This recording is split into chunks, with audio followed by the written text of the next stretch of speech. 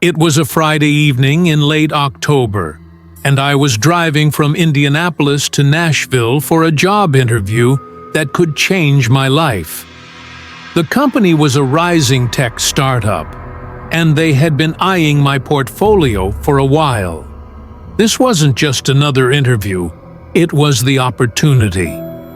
I worked a double shift the night before to cover bills and barely got 3 hours of sleep.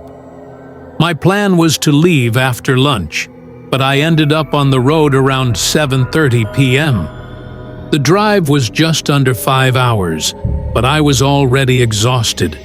Still, I figured I could handle it with some loud music, coffee, and fresh air. About an hour in, I stopped at a gas station just outside Bloomington to grab a Red Bull and stretch. As I was heading back to my car, I noticed a man standing by the edge of the parking lot.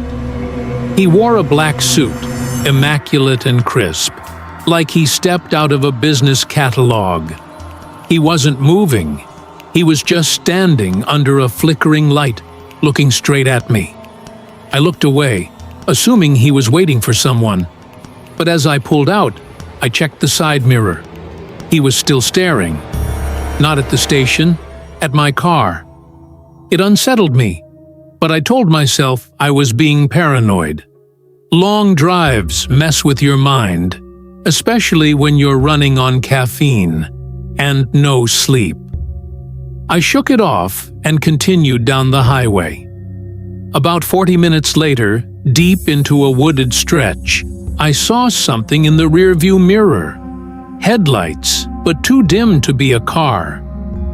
They vanished the moment I tried to look directly at them. A few minutes after that, I glanced to the right, and I swear I saw someone standing behind the trees by the road. Again, it looked like the same man in the suit, same posture, same unnerving stillness. I shook my head violently. "You're just tired," I said out loud.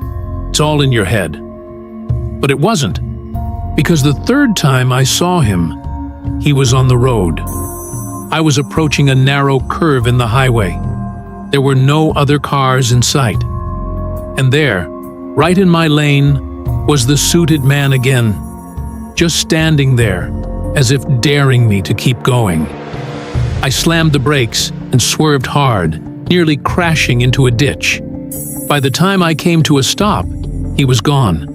My hands were trembling. My heart was pounding. I got out of the car with a flashlight, yelling, "Hey, are you okay?" Nothing. Just the rustle of leaves and the hum of distant crickets. I waited a few minutes, got back in the car, and checked every mirror before driving again. Another hour passed. I was less than an hour from Nashville.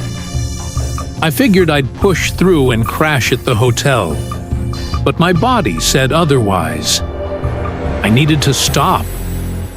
I found a 24-hour diner on the side of the highway and pulled in. I sat at the counter and ordered coffee.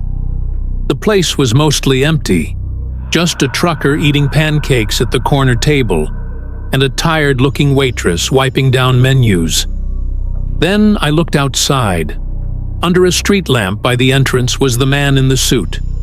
But this time, he was closer. I could see his face, pale, smooth, too smooth, like his features were slightly blurred. His eyes looked hollow, and he was still staring straight at me through the window. I jumped out of my seat. The waitress looked at me like I was insane. "You all right, hun?" I blinked, looked back. The man was gone, just empty pavement and the cold glow of the street lamp. I muttered something about being tired and went to the bathroom to splash water on my face. As I looked up into the mirror, I saw him again, standing behind me in the reflection. I turned around. No one was there. When I looked back at the mirror, it was just me. I didn't finish the coffee. I got out of there and sped the rest of the way to Nashville, checking my mirrors every 5 seconds. I reached the hotel around 2:30 a.m. I rushed up to my room, double-locked the door, and sat on the bed with all the lights on. I was too wired to sleep. Every time I closed my eyes, I saw him, the man in the suit, that face, those empty eyes. I finally fell asleep just after 5 a.m. When I woke up, I had barely 2 hours before the interview. I got dressed, did my best to look awake, and made it to the office just in time. As I sat in the lobby, someone called my name. I looked up and almost dropped my folder. It was him. The same face, the same suit. But this time, it wasn't a hallucination. He reached out, shook my hand, smiled like nothing was wrong. "Hi, I'm Mr. Connors. I'll be conducting your interview today." I was frozen. I could barely speak. The whole interview was a blur. I don't remember what I said. I don't think I even answered half the questions. When it was over, I stumbled out and nearly vomited in the lobby bathroom. I drove back to the hotel and passed out again. A few days later, I got a rejection email. No surprise there. But then something even stranger happened. A week later, I got a letter in the mail, no return address. Inside was a photograph, old and faded, black and white. It showed a man in a suit, standing outside what looked like the same diner I had stopped at that night. On the back of the photo was a note in handwriting I didn't recognize. "Some reflections don't come from mirrors. Some come for you. I still live in Indianapolis. I didn't get the job. But sometimes, when I drive alone at night, I see headlights in the mirror, or a shape at the side of the road. I never stop anymore, and I don't look too long in the mirror."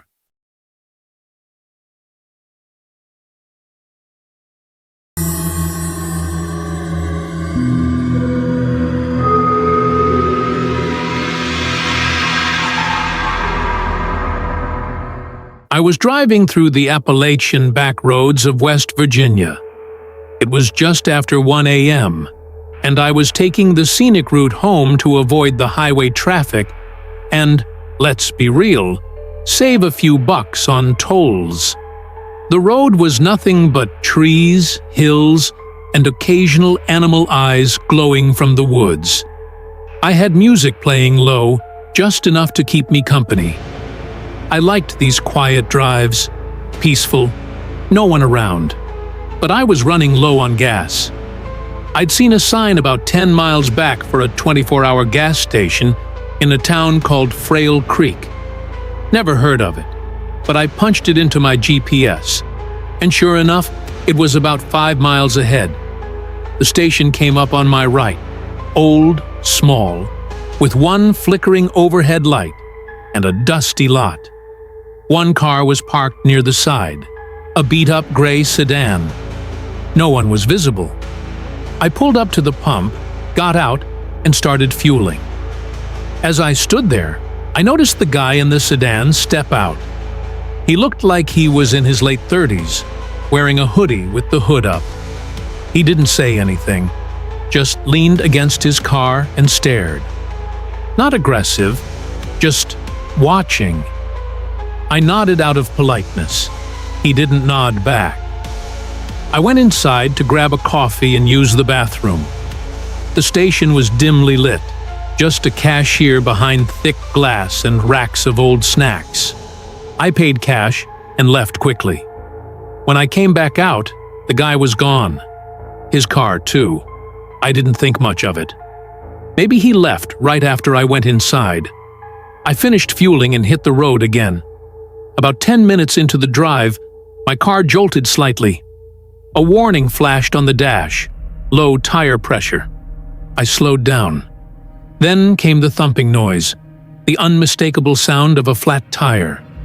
Cursing under my breath, I pulled to the side. No streetlights, no houses, just black woods all around. I turned on my hazards and stepped out with my phone flashlight. Rear passenger tire, flat as a pancake. That's when I noticed it. A small, clean slice in the sidewall. Too clean for a pothole. I felt my chest tighten. My mind went back to that guy at the gas station. Was he standing near my car when I went inside? I pulled out my phone to call roadside assistance. No signal. Of course. These roads barely had FM radio, let alone cell service. I had a spare in the trunk. But the thought of kneeling by the roadside in pitch black with someone possibly watching me made me hesitate. Then I heard it. An engine. Not loud, but close. I looked up the road and saw headlights coming, slowly.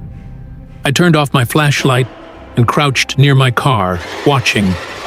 As the vehicle got closer, I recognized the shape. Gray sedan. Same as the one from the gas station. It pulled over about 50 feet behind my car. The engine cut. The lights stayed on.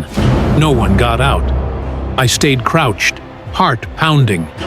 I crawled low to the opposite side of my car and grabbed the wrench from the trunk. I didn't know what I thought I'd do with it, but it felt better than nothing. Still, no movement from the car behind me. I waited, watching. Then the door opened. The man stepped out.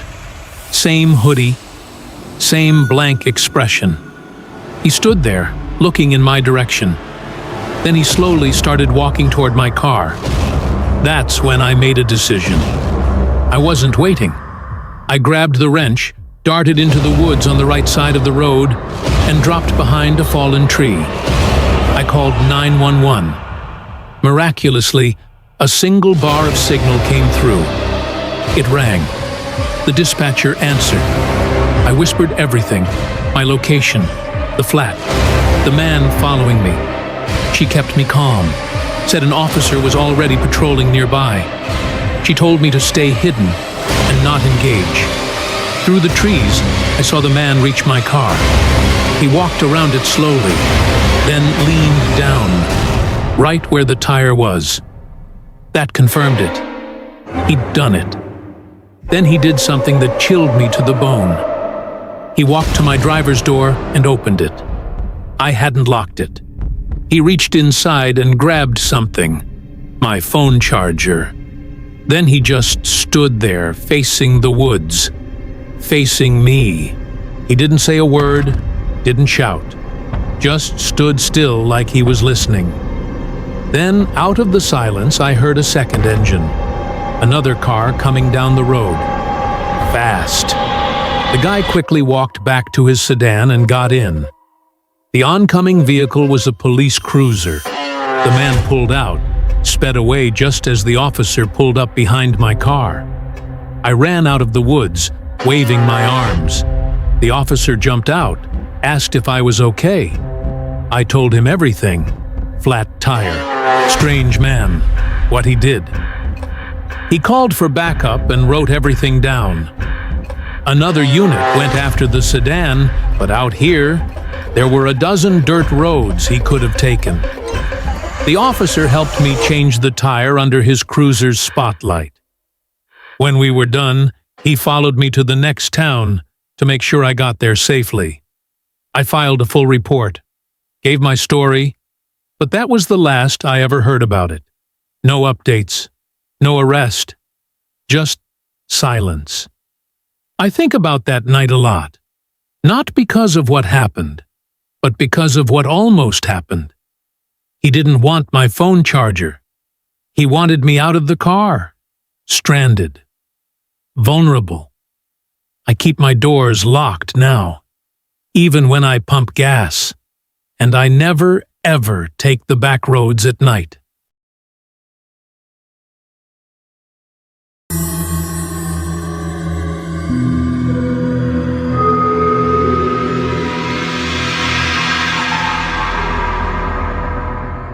It was supposed to be just another work trip.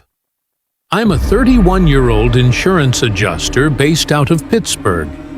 and I spend most of my weeks traveling across the state for claims inspections. That week, I had to visit a rural town called Marlow. Tiny place, barely a blip on the map. After finishing up late, I figured I'd just grab a room and crash, instead of driving back through the winding mountain roads at night. My mistake. I pulled into a place called Cedar Pines Motor Lodge. It looked a little outdated, classic roadside motel style, with a neon sign buzzing weakly and the kind of vibe that makes you keep your car keys in your pocket just in case. But I was tired. It was already after 10, and the cold November wind was cutting right through me. The front office was empty for a minute before this skinny guy came out from the back, dragging his feet like I'd interrupted something important. He barely looked at me, just handed me a key and muttered, "Room 209. No smoking. Heat takes a minute." The weird part, there was no one else in the lobby. No music.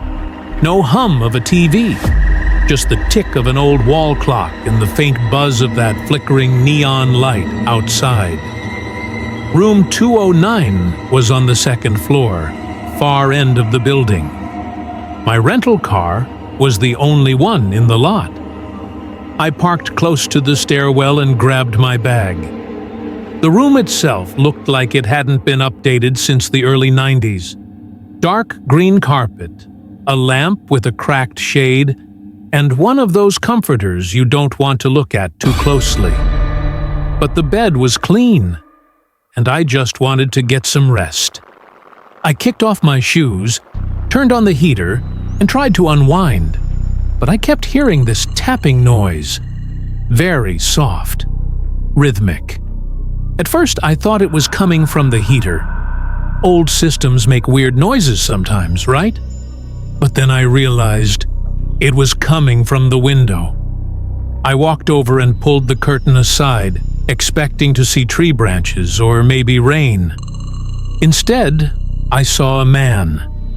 He was standing in the middle of the parking lot, looking up, directly at my window.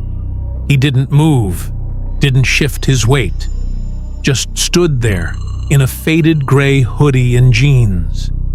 His hands were in his pockets, and his face was hidden by the hood and the angle of the security light behind him. I stepped back from the window and closed the curtain fast. I told myself maybe he was smoking, maybe just walking his dog. But I couldn't shake the feeling he was watching me. About 15 minutes later, I looked again. Gone. I tried to laugh it off. Maybe the cold air and late nights were messing with me. I got in bed, turned on the TV, and tried to fall asleep to some rerun sitcoms. Around 1 a.m., I heard it again.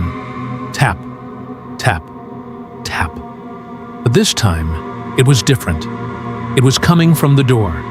Not a knock, not loud, just tapping, like someone brushing their fingernails against the wood. I sat up, heart hammering, and looked at the door. The little peephole was black, like someone was covering it from the outside. I didn't move. I just stared. And then, the door handle jiggled, slowly, deliberately. I jumped out of bed and grabbed my phone. No signal. Of course. I backed away, grabbing my keys and wallet, trying not to breathe too loud. I crept toward the bathroom to grab something heavy, anything, when suddenly I heard the sound of another door opening, down the hall. Then footsteps, heavy ones, fast, then silence. I waited, and then I heard something that chilled me to my core. The soft creak of my window sliding open. I bolted. Didn't care if I was barefoot or half-dressed. I grabbed my stuff and ran out the door, slamming it behind me. I raced down the metal stairwell and across the lot to the office. But it was locked. Lights off. No one inside. I banged on the glass, screaming. No answer. Then, headlights. A pickup truck pulled into the lot, slow and steady. My first instinct was to wave it down, but as it got closer, I recognized the driver. It was the man in the hoodie, same one from the lot earlier. He didn't park near the office. He pulled right up to room 209, my room, and just sat there, engine running, staring up at the second floor. I ran behind the building and crouched between two dumpsters, shivering, waiting for him to go inside or leave. He sat there for at least 10 minutes. Then his truck backed out and drove off down the road. I didn't go back to the room. I ran half a mile to the nearest gas station and begged the cashier to let me use the phone. Cops showed up 20 minutes later. When they searched room 209, the window was wide open. But that's not the worst part. They found a knife under the bed, a large one, taped to the frame with duct tape. Whoever was in that room had been planning something. The officer told me, off the record, that the motel had a history, a few disappearances, nothing they could prove, but enough that he wouldn't stay there himself. I filed a report, canceled the rest of my trip, and drove straight home the next morning. I don't care how tired I am or how bad the roads get. I will never stay at a roadside motel again. Because someone out there, someone who didn't say a word, knew exactly what room I was in. And they were waiting.